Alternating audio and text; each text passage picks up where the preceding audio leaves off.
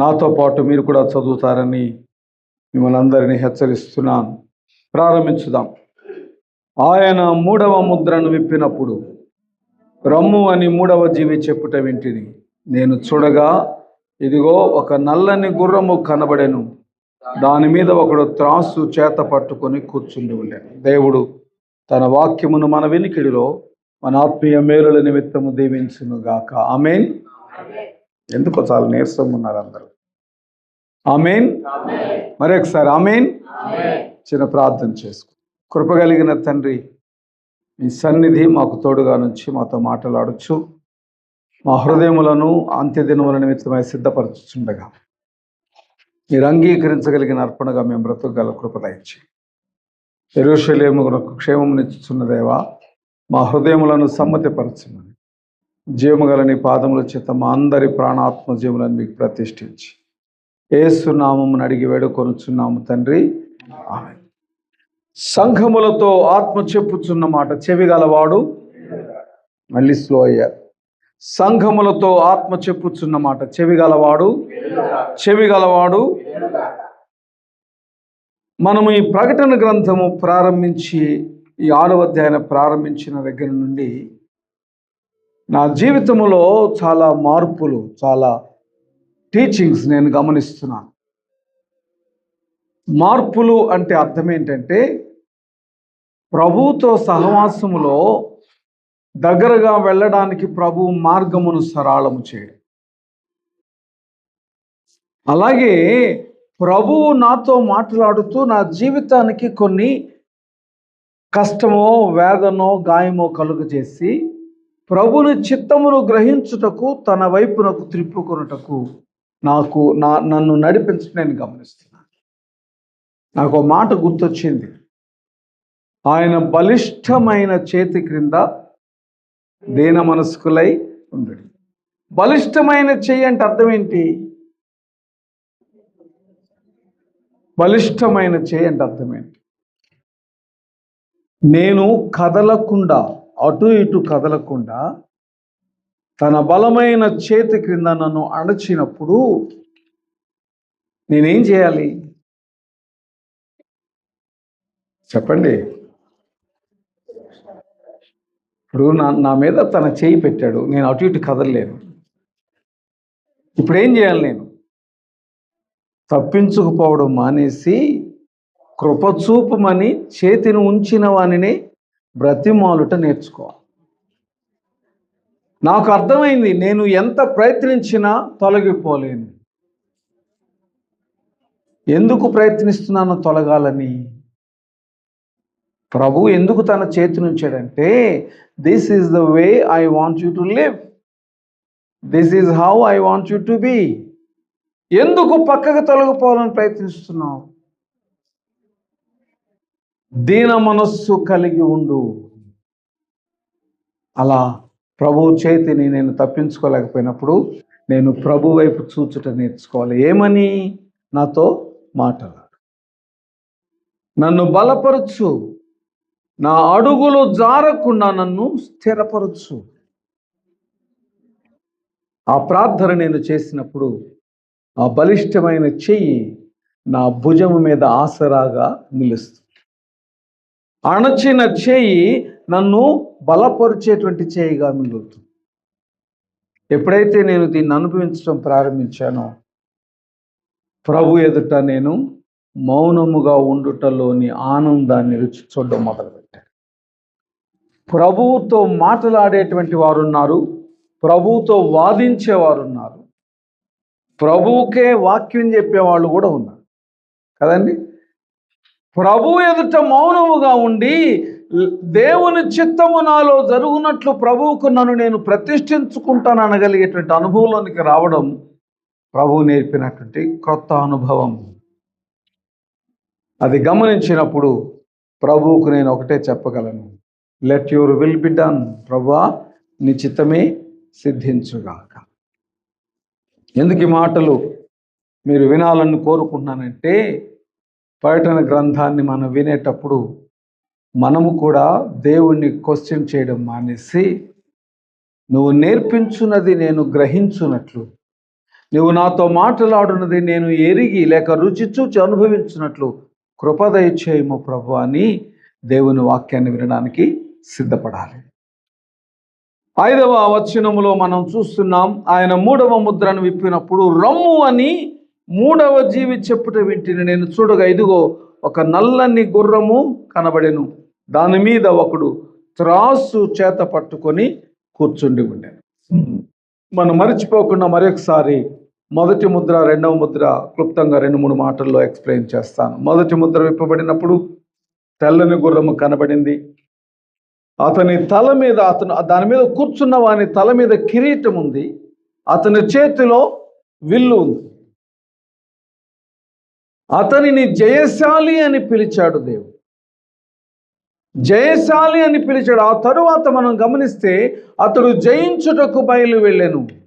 మనం నేర్చుకున్నాము గత వారం, అంతకుముందు వారము, సంఘమును జయించుట, తన వారిని వేరుపరచుట, తనది కాని వారిని దూరపరచుట, ముద్రించుట. ఇంకో మాటలో చెప్పాలంటే తన వారిని ముద్రించుట. కయీనుకు ఏం ముద్ర వేశాడో బైబిల్లో రాయలా. కయీనుకు వేసిన ముద్ర ఏంటో బైబిల్లో వ్రాయలా. కానీ రక్షించబడిన వారి మీద వేసే ముద్ర ఏంటో బైబిల్లో వ్రాయబడు. ఏ ముద్ర వేస్తాడండి? రాత్రి ఒక గృహకుడిలో చెప్తున్నాను, ఒకడు సేవకుడు అని ఎలా తెలుస్తుంది? తన పరిశుద్ధ గ్రంథాన్ని తన చేత పట్టుకొని తాను ప్రవర్తించే ప్రవర్తనను బట్టి సేవకుడు అని తెలుస్తుంది. కొన్నిసార్లు వారి వస్త్రధారణను బట్టి తెలుస్తుంది. కొంతమంది ఒక సేవకుని పాస్టర్ అంటాడు, ఒకడు బ్రదర్ అంటాడు, ఒకడు అన్న అంటాడు, ఒకరు ఫాదర్ అంటారు, ఒకరు రెవరెండ్ అంటారు, ఒకరు రెవరెండ్ డాక్టర్ అంటారు, ఒకరు రెవరెండ్ మోస్ట్ రెవరెండ్ అంటారు, మోడరేటర్స్ అంటారు. అన్ని పేర్లు ఉన్నాయి. కానీ పాత నిబంధనలో ఒక దైవ సేవకుడు ఎలా గుర్తించబడతాడు అని అంటే, అతడు వేసుకున్నటువంటి ఏఫోదుతో పాటు అతని తల మీద ఒక పాగా ఉంటుంది. ఆ పాగా మీద యెహోవా పరిశుద్ధుడు అని వ్రాయబడింది. తెల్లని పాగా మీద యెహోవా పరిశుద్ధుడు అని రాస్తుంటుంది. అది చూచిన వెంటనే అతడు ప్రధాన యాజకుడు, క్రీస్తుకు ఛాయ అని చెప్పచ్చు. మరి మనము దేవుని బిడ్డలమని, మనము దేవుని ఎరిగిన వారమని, మనము దేవుని చూచిన వారమని దేవుడు మనకు ఒక ముద్ర వేస్తాడు. అది చూచిన అపవాది మనను చూచి భయపడి పారిపోతాడు. ఎక్కడుంటుంది ఆ ముద్ర? ఏమని ఉంటుంది? అంతకుముందు ఒక ఉద్యమం వచ్చింది కొన్ని చర్చెస్లో, సిలువ బొట్టు కదండి, అది పెట్టుకున్నోళ్ళే క్రైస్తవులని అప్పుడు ఒక వాదన కూడా వచ్చింది. మనం కూడా నూనె రాస్తాం పిల్లలకి, బొట్టు లాగా అదే సిలువ వేస్తాం. అసలు ముద్ర అంటే ఎలా ఉంటుంది? ఏ ముద్ర వేస్తాడు? కోవిడ్ వచ్చినప్పుడు ఇతర దేశాల నుంచి వచ్చిన వాళ్ళకి చేతి మీద ఒక స్టాంప్ వేసేవాళ్ళు. ఏమని చెప్తుంది ఈ స్టాంప్? ఇతనికి కోవిడ్ లేదు అని కదా. మనకు కూడా దేవుడు అంత్య దినాల్లో ఒక ముద్ర వేస్తాడు. ఏంటి ఆ ముద్ర? ప్రకటన 14వ అధ్యాయం. ప్రకటన 14వ అధ్యాయం.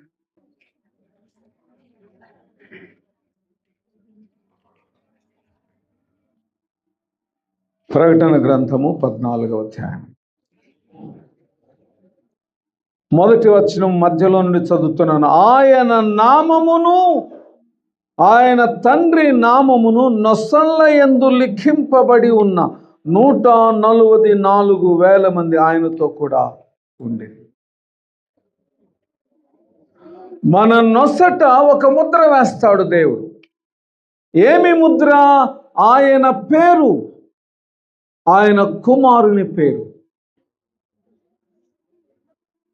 మీకు ఒక మాట చెప్తున్నానండి, we don't have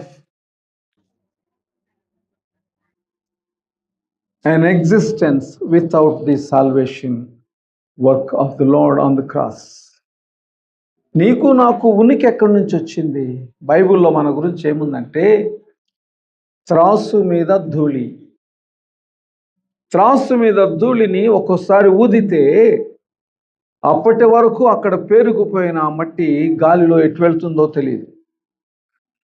నీటి మీద బుడగ, అది నీటి మీద తేలియాడుతుంటుంది, కానీ పగలు పగిలిపోయినప్పుడు అది తన ఉనికిని కోల్పోతుంది. ఉదయమున కురియు మంచు, ఉదయం పూట మంచు కొమ్మల మీద, చెట్ల మీద తడితడిగా కనిపిస్తుంది. సమయము గడుచుకొలది అది ఏమైపోతుందో. మన జీవితాలలో క్రీస్తు లేకుండా మనము దేనికి లెక్కించబడము. మీకు ఇంతకుముందు చెప్పాను, మరలా చెప్తున్నాను. చాలామంది లూసిఫర్ అంటే సాతాను పేరు అనుకుంటారు. వాడికి పేరు లేదు. లూసిఫర్ అంటే పడద్రోయబడిన చుక్క. సాతానుకు పేరు లేదండి. వాడు అందుకే దయ్యము పట్టిన వాళ్ళ దగ్గరికి వెళ్ళండి, వాళ్ళని పేరు అడగండి, ఏం చెప్తారు? నేను దయ్యాన్ని అని చెప్తారా? ఏం పేరు చెప్తారు? చనిపోయిన వాని పేరు ఏదో ఒకటి వాళ్ళు చెప్పడానికి ప్రయత్నిస్తారు. ఎందుకంటే లోపలనున్న దురాత్మ, ఇంతకుముందు కూడా చెప్పాను, మనిషి చనిపోయినప్పుడు దయ్యము కాడు, వాడు దేవుని దగ్గరికి వెళ్ళిపోతాడు. వాని క్రియ చొప్పున వాడు ఉండవలసిన స్థలానికి వెళ్తాడు. వానిలో నివసించుచున్నటువంటి చెడు ఆత్మ, దురాత్మ, పడిపోయిన దేవదూతల ఆత్మ వానిలో ఉన్నప్పుడు వాని పేరు పెట్టుకుంటుంది. దురాత్మ, దేవుడు నాలో ఒక ఆత్మనుంచాడు, దేవుడు నీలో ఒక ఆత్మనుంచాడు. ఎవరి ఆత్మది? తన స్వరూపమందు తన పోలిక చొప్పున దేవుడు చేసిన ఆత్మ మనలో ఉంది. ఇది దురాత్మ ఎలా అవుతుంది? దేవుడు తన స్వరూపమందు నా యందు ఉంచిన ఆత్మ దురాత్మ ఎలా అవుతుంది? మరి దేవుడు తనను దురాత్మ అన్నాడు కదా. ఎవరి దురాత్మ? పడద్రోయబడిన దేవదూతలు.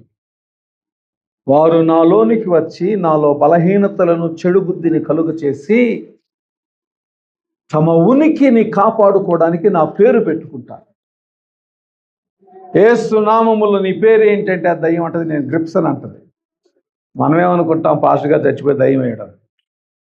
ట్రూత్ ఏంటంటే నాలో చెడు బుద్ధులు, నాలో ఉన్న బలహీనతలను నా ద్వారా లోకానికి కనపరిచే ఆ ఆత్మ బయటకు వచ్చినప్పుడు దానికి ఉనికి లేదు కాబట్టి నా పేరు పెట్టుకుంటుంది. అలాగే క్రీస్తునందు రక్షించబడిన మనము మన ఉనికిని పోగొట్టుకొని క్రీస్తును మన యందు కనుపరుచుచున్నాము గనుక మనం ఎవరము? ఆయన సొత్తు. ఆయన సొత్తు. కొరింథీలో అంటాడు, నీవు నీ సొత్తు కాదు, నువ్వెవరి సొత్తు? దేవుని సొత్తు. అందుకే ప్రభువు తండ్రి దగ్గరికి నేను తీసుకొని వెళ్ళి, ఈయన ఫలానా వ్యక్తి, ఈమె ఫలానా వ్యక్తి అని దేవుడు చెప్పడు తండ్రికి. ఇదిగో నాలోని భాగము, నా రక్తము చేత కడుగబడిన నా వధువు సంఘము. తండ్రికి అది తెలియచేయడం కోసం తన నామాన్ని, తన తండ్రి నామాన్ని నా నొసట లిఖించాడు. ఆ ముద్రను ఎవరు తీసివేయలేరండి, ఎవరు తీసివేయలేరు. ప్రభు ఇక్కడ నాకు ఇచ్చిన ఆశీర్వాదం ఏంటంటే నేను ఆయన వాడనని తండ్రికి కూడా చెప్తా. ఒకసారి చూడండి ప్రకటన 3వ అధ్యాయం, ప్రకటన 3వ అధ్యాయం 5వ వచనం. జయించువాడు అలాగున తెల్లని వస్త్రములు ధరించుకొనును, జీవ గ్రంథములో నుండి అతని పేరు ఎంత మాత్రమును తుడుపు పెట్టక నా తండ్రి ఎదుటను ఆయన దూతల ఎదుటను అతని పేరు ఒప్పుకొందును. నా తండ్రి ఎదుట, దూతల ఎదుట నా పేరు ఒప్పుకుంటాడు. ఏమని ఒప్పుకుంటాడు? నా పేరు యెహోవా నామము, క్రీస్తు నామము కలిగిన వధువు సంఘము. నాకివ్వబడిన కొత్త పేరు ఏంటంటే ఆయన దానను, ఆయన వాడను. కాబట్టి పరిశుద్ధ దేవుని సన్నిధిలో నాకు ప్రభు ఒక ముద్రను ఇచ్చాడు. ఆ ముద్ర ప్రభు బిడ్డనని చెప్పుకో. తర్వాత నేను గమనిస్తే రెండవ ముద్ర విప్పబడుట చూస్తున్నా. రెండవ ముద్ర విప్పబడినప్పుడు ఎర్రని గుర్రము మీద ఒకడు బయలు వెళ్ళాడు. అతని చేతికి ఒక పెద్ద ఖడ్గం ఇయ్యబడింది. భూలోకములో సమాధానము లేకుండా చేస్తాడు. ఖడ్గము చేత పట్టుకున్న వాడు ఎవరు? ఎలాంటి ఖడ్గము? పోయిన వారం నేర్చుకున్నాం. అది రెండంచులు గల వాడి అయిన ఖడ్గం. ఒక పాస్టర్ గారు చెప్తే విన్నాను. ఒక కత్తిని ఈ వైపు పదులు పెడితే అది రెండంచులు గల వాడి అయిన ఖడ్గం అని కాదు. ఈ కత్తి మధ్యలో పిడి ఉంటుంది. ఇటువైపు ఒక కత్తి, ఇటువైపు ఒక కత్తి ఉంటుంది. ఈ కత్తిని పిడికిలతో ఇలా పట్టుకున్నప్పుడు అది ప్రకటించు వానిని పొడవగలదు, వినుచున్న వానిని పొడవగలదు. రెండు అంచులు గల వాడి అయిన ఖడ్గము, రెండు వైపులా పదునుంటుంది. దానికి మరి ఒక పేరు ఏంటంటే వాక్యం. ఈ వాక్యానికి ఉన్న గొప్పతనం ఏంటంటే మాటలాడుచున్న నన్ను పొడవగలదు, వినుచున్న మిమ్ముని పొడవగలదు. ఈ రెండవ ముద్రను విప్పినప్పుడు ఎర్రని గుర్రము మీద ఒకడున్నాడు. వాని చేతుల్లో రెండంచులు గల వాడి అయిన ఖడ్గం ఉంది. ఈ ఖడ్గముతో సమాధానము లేకుండా చేస్తున్నాడట. సమాధానము లేకుండా చేస్తున్నాడు భూలోకములో. ఎలా సమాధానం లేకుండా చేస్తాడు? బైబిల్లో మనకు గుర్తుండుంటుంది. యేసు ప్రభువు అంత్యదినాలలో జరగబోయే చెప్తూ, తండ్రికి విరోధముగా కుమారుడు లేచు, తల్లికి విరోధముగా కుమార్తె లేచు, అత్తకు విరోధముగా కోడలు. అంటే ఒకే కుటుంబములో విశ్వాస సంబంధమైనటువంటి బలహీనతలను ప్రవేశపెడ. నా విశ్వాసముతో నా కుమారుడు అంగీకరించలేకపోవచ్చు, నా విశ్వాసముతో నా భార్య అంగీకరించలేకపోవచ్చు, నా విశ్వాసముతో నా కుమార్తె అంగీకరించలేకపోవచ్చు. అప్పుడు ఇంటిలో ఏముంటుందండి? సమాధానమా, అసమాధానమా? అందుకే బైబిల్లో ఏముందంటే ఒక విశ్వాసి బిడ్డలను కంటే వారు అపవిత్రులై ఉంటారు అని. అంటే ఒక క్రైస్తవ కుటుంబంలో విశ్వాస సంబంధమైనటువంటి బలహీనతలు ఉంటే అప్పుడు ఆ ఇంటిలో అసమాధానం ఉంటుంది, ప్రభువును విడిచిపెట్టే అవకాశాలు ఉంటాయి. అందుకే రెండవ ముద్ర విప్పినప్పుడు భూమి మీద సమాధానం లేకుండా చేయడానికి అతనికి ఒక ఖడ్గం ఇయ్యబడెను. ఆ ఖడ్గమే దేవుని వాక్యము. దేవుని వాక్యము చేత ప్రభువు తన బిడ్డలను కాని వారిని వేరుపరుస్తుంది. ఇక మూడవ ముద్రను మనం చదువుకుంటే నల్లని గుర్రము కనబడేది. దాని మీద ఒకడు త్రాసు చేత పట్టుకొని ఉన్నాడు. త్రాసు అంటే కొలత వేయుట. కొలత వేయుట. ఏమి కొలతేస్తాడు? బైబిల్లో దాని కింద మనం చదువుకుంటే గమనించండి, 6వ వచనం. దేనారమునకు 1 సేరు గోధుమలనియు, దేనారమునకు 3 సేర్ల ఎవలనియు, నూనెను ద్రాక్షరసమును పాడు చేయవద్దనియు ఆ 4 జీవుల మధ్య ఒక స్వరము పలికినట్టు నాకు వినబడింది. దీన్ని ఎక్స్ప్లెయిన్ చేయడానికి ముందు మీకు ఒక మాట బైబిల్లో నుంచి చెప్తాను. ఒకసారి ఒక సైన్యము దేవుని ప్రజల చుట్టూ చేరింది. వారు ఆ దేశము చుట్టూ గుడారాలు వేశారు. ఇప్పుడు ఈ దేశంలో నుండి, దేవుని ప్రజల దేశంలో నుండి బయటికి ఎవడన్నా వెళ్తే చంపేస్తారు. బయట ఉన్న శత్రువు లోపలికి వస్తే అందుకే తలుపులు మూసివేశారు. ఇంకా ఆ రాజ్యము క్లోజ్డ్. బయట నుంచి లోపలికి వెళ్ళలేరు, లోపల నుంచి బయటకు రాలేరు. వ్యాపారం ఎలా జరుగుతుంది? బయట ఉన్న వారు లోపలికి వచ్చి వ్యాపారం చేసుకోవాలి, లోపల ఉన్న వాళ్ళు బయటికి వెళ్ళి వ్యాపారం చేసుకోవాలి. ఇప్పుడు అది జరగట్లేదు కాబట్టి ఉన్నదాన్ని తినడం ప్రారంభించారు. ఎంతకాలం తింటారండి? ఎంత ఉంటుందో ఒక ఇంట్లో? ఏదైనా ఒక షాప్ మీదకి వెళ్ళి దొమ్మి చేసి తెచ్చుకున్నా ఎంతకాలం తింటారు? కొంతకాలానికి భోజనం అయిపోయింది. ఎంతగా అక్కడ కరువు ఏర్పడిందంటే కుమారుణ్ణి చంపి వండుకొని తినేంత.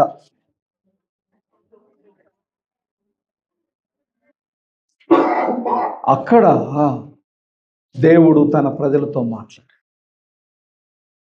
మాట్లాడి అన్నాడు, నేను ఒక దినాన్ని మీ దగ్గరికి తీసుకొస్తాను. ఆ రోజు మీరు చీప్గా వస్తువులు కొనుక్కుంటారు. మీరు అనుకున్న దానికంటే చీప్గా వస్తువులు కొనుక్కుంటారు. అప్పుడు ఒకడు అన్నాడు, దేవుడు ఆకాశపు వాకిళ్ళు విప్పినా అది జరుగుతుందా? ఇప్పుడున్న పరిస్థితి ఏంటి? నువ్వు చెప్పే మాట ఏంటి? ఆకాశపు వాకిళ్ళు దేవుడు విప్పినా అది జరగదన్న. దేవుడు శత్రువులను నాశనం చేసినప్పుడు అది తెలిసిన ఇశ్రాయేలీయులు బయటికి వెళ్ళి వారు విడిచి వెళ్ళి నా కొల్ల సొమ్మును తెచ్చుకున్నారు. కొల్ల సొమ్మును తెచ్చుకున్నారు. దేవుని ప్రవచనం ప్రకారము ప్రతిదీ చీపుగా దొరికింది. అది అప్పుడు దేవుడు చేసిన కార్యం. మరి ఇప్పుడు మీకు ఒక చిన్న ప్రాక్టికల్ ఉదాహరణ. చాలామంది చాలా టైం ముందులే ఈ ముద్రలు విప్పబడడానికి అనుకుంటారు. ఇప్పుడు విప్పబడినవని చెప్పడానికి రుజువు చెప్తున్నాను. మొదటి ముద్ర విప్పబడినప్పుడు జయించువాడు జయించుటకు బయలువెళ్ళను. దేవుని ప్రజలు, నిజమైన దేవుని వాక్యాన్ని వెంబడించేటువంటి వారు బయటపడుతున్నారు. నామకార్థ క్రైస్తవులు బయటపడుతున్నారు. డబ్బు కావాలి, వ్యాపారంలో వృద్ధి చెందాలి, శరీర సంబంధమైన వాటినన్నింటినీ పొందుకోవాలనే ప్రసంగాలే ఎక్కువ ఉన్నాయి. దాన్ని వెంబడించే వాళ్ళు ఎక్కువ ఉన్నారు. వాక్యము లేని చోటకి అనేకులు పరుగెడుతున్నారు. అదే జయించువాడు జయించుటకు బయలువెళ్ళను. మొదటి ముద్ర విప్పబడిందని నా నమ్మకం. రెండవది, భూమి మీద సమాధానము లేదు. మత్తయి, మార్కు, లూకాల్లో ప్రభు అన్నాడు, నేను వచ్చే సమయం ఇంకా రాలేదు, కానీ నేను రావడానికి ముందు సూచనలు ఏంటంటే ఒకరినొకడు చంపుకొందురు, అక్రమము విస్తరించును, ప్రేమ చల్లారు. నేను నమ్ముతున్నాను రెండవ ముద్ర విప్పబడిందని. ప్రపంచంలో ఎటు చూచిన కరువు, చంపుకోవడాలు, అసమాధానం. మూడవ ముద్ర విప్పబడిందా లేదా? భారతదేశం మీద 25% టారిఫ్, తర్వాత 50, ఇప్పుడు 100 చేయాలని చూస్తున్నా. నేను ఒక వార్త విన్నాను. G7 కంట్రీస్ మీద ఒత్తిడి తెస్తున్నారు, బ్రిక్స్ మీద ఒత్తిడి తెస్తున్నారు, భారతదేశం మీద యుద్ధం చేయాలని. ఏమి యుద్ధం? సుంకం. ఎందుకు ఈ గొడవంతా? ఎందుకు? అమెరికా ఎందుకు ఇంత మరి ఉధృతంగా పనిచేస్తుంది? మీరు ఒకసారి చూస్తే అక్కడ మీకు అందరికీ తెలుసు. ఎందుకండి ఇండియా ఏం చేస్తుందని అంత కోపం? రష్యా దగ్గర ఆయిల్ కొంటుంది. చిన్న విషయంలాగా కనిపిస్తుంది మనకి ఆయిల్ కొంటుందని. ట్రూత్ ఏంటంటే, మనం చదువుకున్న వాక్య భాగంలో నేను మరొకసారి మీకోసం చదువుతున్నాను. నూనెను, ద్రాక్ష రసమును పాడు చేయవద్దు. నూనె అన్న మాటకు అర్థము ఆయిల్. ప్రభు అంత్య దినాలలో చేయబోయే పని మీరు ప్రవచనాలు చదువుకుంటే మీకు తెలుస్తుంది. భూమి మీద ఉన్నటువంటి ఆయిల్ అంతటిని కరువుగా, అంటే కొనివేసి ఇక లేకుండా చేస్తారు. అలా చేసినప్పుడు ఆయిల్ కొరకు ప్రపంచమంతా వెతికితే ఒకే ఒక్క చోట భూమి అంతటికీ అవసరమైనంత ఆయిల్ దొరుకుతుంది. ఆ ప్రాంతం ఎక్కడుందంటే ఇశ్రాయేలు దేశంలో ఆషేరు గోత్రానికి ఇవ్వబడినటువంటి పాదపు గుర్తు వంటి స్థలములో ఆయిల్ ఉంది. దాని నిమిత్తమై ఇశ్రాయేలు దేశము చుట్టూ ఉన్న 12 దేశాలు, ఈ రష్యాను చైనాను, నాకు తెలిసినంత వరకు బైబిల్ ప్రవచనంలో రష్యాని ఆధారం చేసుకొని ఇశ్రాయేలు మీదకి యుద్ధానికి వెళ్ళినప్పుడు దేవుడు వారితో యుద్ధము చేసి తన వారిని పక్కకు తీసుకొచ్చి వారి మారు మనసు నిమిత్తమై 3.5 సంవత్సరాలు వారితో మాట్లాడు. ఆ ప్రవచనము నెరవేరాలంటే ఈ కరువు రావాలి. అందుకే ఇక్కడ అంటున్న మాట ఏంటంటే, ఒక దేనారమునకు 1 సేరు గోధుమలు, దేనారమునకు 3 సేర్ల ఎవలు, నూనెను ద్రాక్షరసమును పాడు చేయవు. మీరు ఇశ్రాయేలుకు ఇచ్చిన దీవెనలను చదువుకుని అక్కడ ఉంటుంది. ఆషేరు గోత్రము గురించి రాస్తూ, అతడు తన పాదములను నూనెలో ముంచును, అతడు తన పాదములను నూనెలో ముంచును. ఆషేరు గోత్రానికి ఇవ్వబడిన స్థలపు ఆకారం చూడండి, పాదపు ఆకారం. రెండవది, ఈ 3వ ముద్ర విప్పబడటకు మరి యొక్క సూచన మీకు చెప్తున్నాను. ఎంత కరువు వస్తుందంటే, భూమి మీద ఒకడు తనకు కావలసినటువంటి ప్రాణము నిమిత్తమైన ఆహారాన్ని కొనుక్కోవాలంటే అతడు ఒక ముద్రను పొందాలి. దానిని 666 అంటారు. చూడండి, ప్రకటన 13వ అధ్యాయం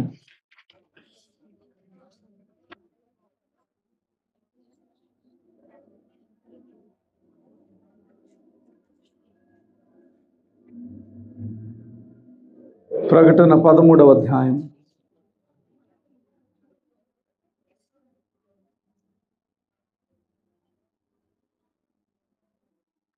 16 నుండి చదువుతున్నాను. కాగా కొద్దివారు గాని, గొప్పవారు గాని, ధనికులు గాని, దరిద్రులు గాని, స్వతంత్రులు గాని, దాసులు గాని అందరూ తమ కుడి చేత మీదనైనను తమ నొసటి యందైనను ముద్ర వేయించుకొనున్నట్టు ఆ ముద్ర అనగా ఆ మృగము పేరైనను దాని పేరిటి సంఖ్య అయినను కలవాడు తప్ప, తర్వాత మాట నాతో చదవండి, క్రయ విక్రయములు చేయుటకు మరి ఎవరికి అధికారము లేకుండాన్నట్లు అది వారిని బలవంతము చేయుచున్నది.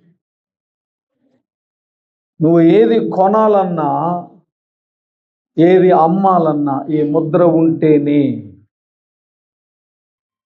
ఆ ముద్ర మృగము పేరు లేక దాని సంఖ్య. ముద్ర వేయించుకుంటే తప్పేముంది అనొచ్చు మీరు. మన దగ్గర మన పేరు మీద క్రెడిట్ కార్డ్స్ ఉంటాయి, డెబిట్ కార్డ్స్ ఉంటాయి, అది కూడా ముద్ర లాంటిదే కదా. ఫోన్పే, జీపే అవి కూడా ముద్రలు అంటే క్యూఆర్ కోడ్లు వచ్చినాయి కదా. ఈ ముద్ర వేసుకుంటే తప్పేంటి అని మీరు ముద్ర వేసుకోవడం గురించి నేను మాట్లాడడం లేదు. ఆ ముద్ర ఎవరికి వేస్తారనే దాని గురించి మాట్లాడు. దానియేలు కాలంలో రాజు ఒక విగ్రహాన్ని నిలువబెట్టి వాయిద్యములు వాయించినప్పుడు అందరూ ఆ విగ్రహానికి మొక్కాలి. ఎవరిది ఆ విగ్రహం? ఆ రాజుది. మొక్కని వాడికి ఏం చేస్తాడు? మంటల్లో పడవేస్తాడు. అక్కడ 3 మొక్కలేదు, హనన్య, మిషాయేలు, అజర్యా. దయచేసి షడ్రకు, మిషకు, అబేద్నెగో అనకండి, అవి బబులోను దేవతల పేర్లు. వీళ్ళకి ఇవ్వబడని చాలామందికి తెలియక ఆ పేర్లు పెట్టుకుంటారు. షడ్రకు, మిషకు, అబేద్నెగో అనేవి బబులోను దేవతల పేర్లు. వాళ్ళ అసలు పేర్లు హనన్య, మిషాయేల్, అజర్యా. వాళ్ళు మొక్కలేదు. రాజుకు కోపం వచ్చింది. రాజుతో వాళ్ళు అన్నారు, మేము మొక్కం, మా దేవుడు మమ్మల్ని రక్షిస్తాడు, రక్షించకపోయినా కూడా మొక్కమన్నారు. అన్నప్పుడు వారిని నిప్పుల్లో, కొలిమిలో వేయాల్సి వచ్చినప్పుడు 7 అంతలు చేసి వేశారట. వేసిన వాళ్ళు కాలిపోయారు కానీ వాళ్ళు కాలిపోయారు. ఇప్పుడు ఈ ముద్ర వేయించుకోవాలంటే అపవాది ఒక విగ్రహాన్ని నిలువబెడతాడు. మీరు చదువుకోండి 13వ అధ్యాయం. ఎవరైతే ఆ విగ్రహానికి మొక్కుతారో వారికే ఈ ముద్ర వేస్తారు. దానికి మొక్కితే ముద్ర, ఈ ముద్ర ఉంటే నువ్వు కొనగలవు, అమ్మగలవు. సో ఇది నీ విశ్వాసమును గూర్చిన పరీక్ష. ఇది నీ విశ్వాసమును గురించిన పరీక్ష. ఇవి రావాలంటే ఈ కరువు ప్రారంభం అవ్వాలి. అదే మూడవ ముద్ర విప్పినప్పుడు ప్రారంభమయ్యేటువంటిది. మూడవ ముద్ర విప్పినప్పుడు ఒక దేనారమునకు సేరు గోధుమలు, ఒక దేనారమునకు ఒక 3 సేర్ల యవలు అని అంటూ నూనెను ద్రాక్షరసమును పాడు చేయాలి. దేవుని బిడ్డ, మూడవ ముద్ర విప్పబడిందని నేను నమ్ముతున్నాను. కరువు ప్రారంభమైంది. మీరు ఎప్పుడైనా గమనించండి, ప్రతి దేశములో భోజనము లేక చనిపోతున్న వారు కొందరు, భోజనము లేక యుద్ధములు చేస్తున్న వారు కొందరు. ఇదివరకు రాజ్యకాంక్షతో యుద్ధము చేశారు, ఇప్పుడు ఆహారము నిమిత్తము యుద్ధము ప్రారంభం. ఈరోజు నీకున్న సమృద్ధిని బట్టి నువ్వు దేవుణ్ణి స్తుతిస్తున్నావో లేదో నాకు తెలియదు. బైబిల్లో ఒక మాట ఉంది, కీర్తనలో, ప్రార్థన చేయకనే ఆహారమును మృంగు నా ప్రజలకు తెలివి లేదా అంట. ఎంతమంది ప్రార్థన చేసుకోకుండా అన్నం తింటున్నారో నాకు తెలియదు, కానీ కృతజ్ఞత అవసరం అండి. రాబోయే దినాలలో దొరకదు, నీకు భోజనము దొరకదు.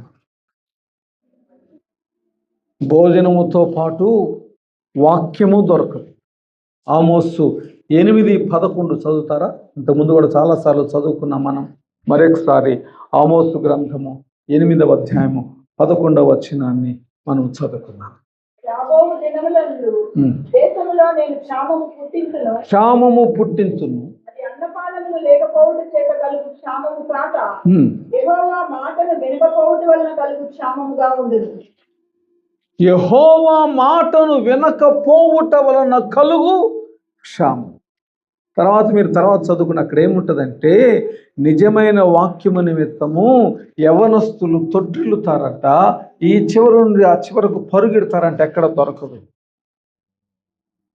వాక్యపు కరువు కూడా వస్తుంది. వాక్యపు కరువు వచ్చినప్పుడు ఆత్మీయ జీవితాన్ని పోగొట్టుకునే క్రైస్తవులు ఎక్కువ ఉంటారు. ఆత్మీయ జీవితం పోయినప్పుడు ప్రభు కొరకు బ్రతకడం నీకు చేత కాదు. దేవుని బిడ్డ, మూడవ ముద్ర విప్పబడిందని నేను నమ్ముతున్నాను. నువ్వు సిద్ధంగా ఉన్నావా ప్రభువుని ఎదుర్కోవడానికి? ప్రభువుని ఎదుర్కోవడానికి సిద్ధంగా ఉన్నావా? ఇదిగో ప్రభువు తన రాకడ నిమిత్తమైన సూచనలను సంఘానికి తెలియచేస్తున్నాడు.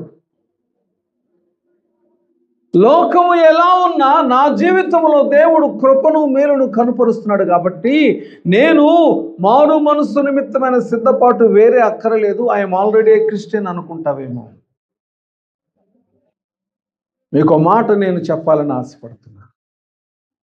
ప్రభువు నిన్ను పిలుచుకోవాలంటే, ప్రభు నిన్ను చేర్చుకోవాలంటే, ప్రభును కౌగిలిలోనికి నువ్వు చేరబడాలంటే ఒక ఫైనల్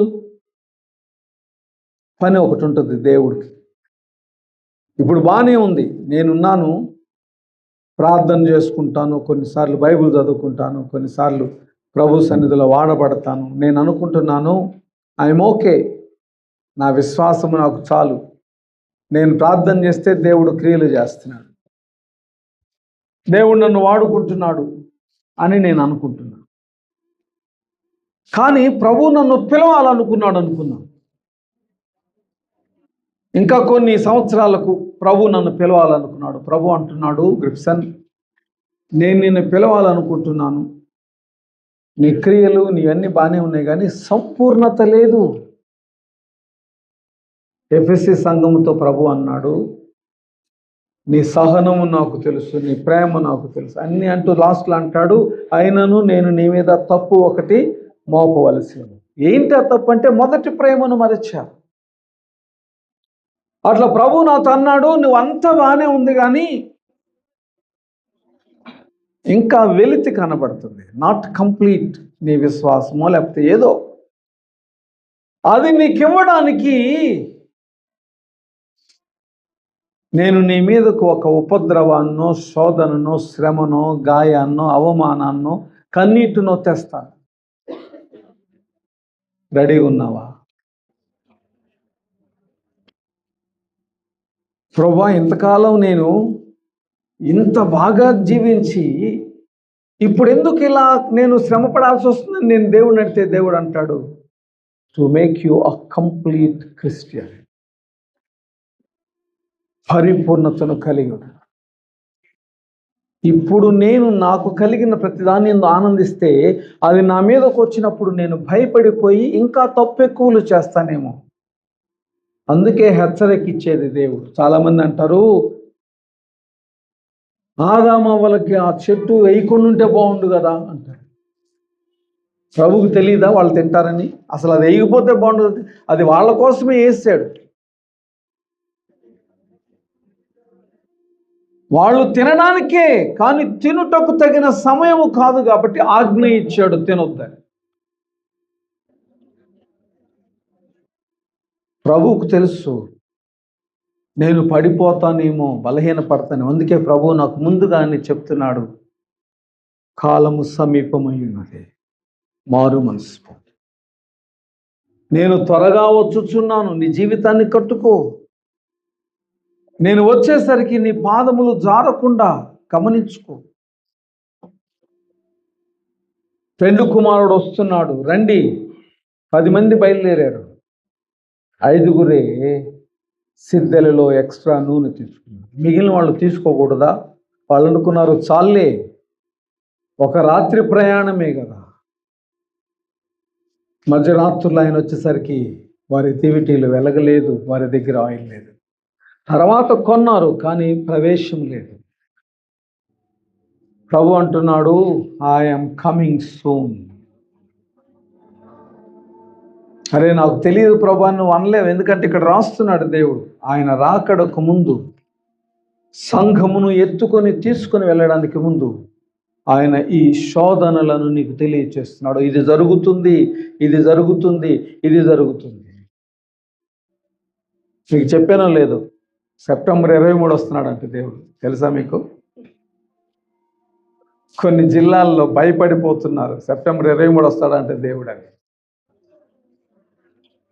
మొన్న రెడ్ మూన్ వచ్చింది, అది కూడా సూచనలు.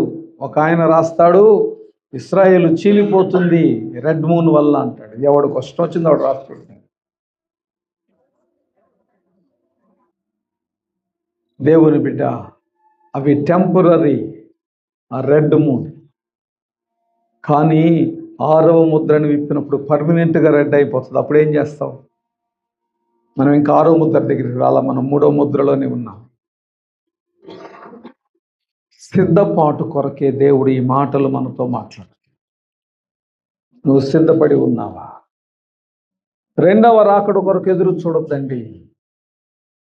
సంఘము ఎత్తబడిన 7 సంవత్సరాలు 1000 ఏండ్ల పాలన తర్వాత 2వ రాకడ. సంఘము ఎత్తబడుట కొరకు ఎదురు చూస్తారు కొంతమంది, మంచిదే. కానీ సంఘం ఎత్తబడుట కొరకు ఎదురు చూడొద్దు.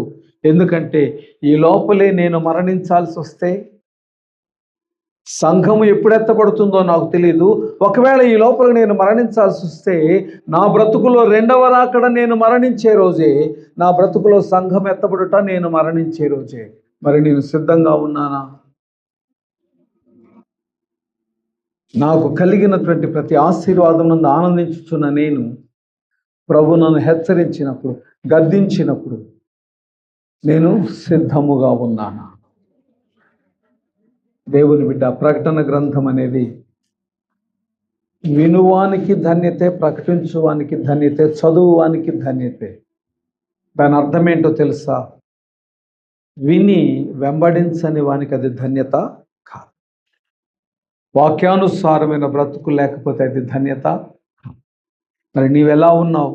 నీ జీవితం తలలు వంచి మన హృదయాలను మనం పరిశోధించుకుందాం.